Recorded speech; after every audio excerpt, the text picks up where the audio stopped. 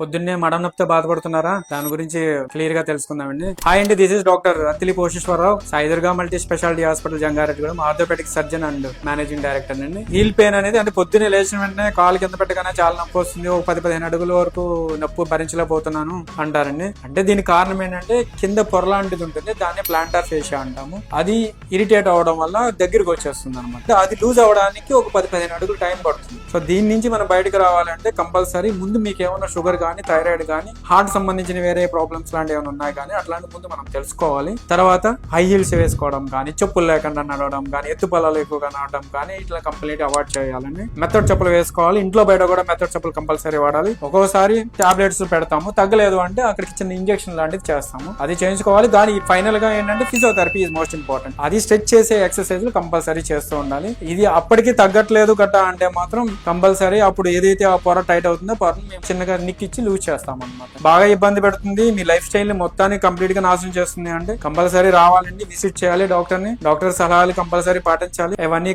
చేయాలంటే రండి, క్లియర్ గా మనం తెలుసుకుందాం దాని గురించి. ఇంకా థ్యాంక్ యూ.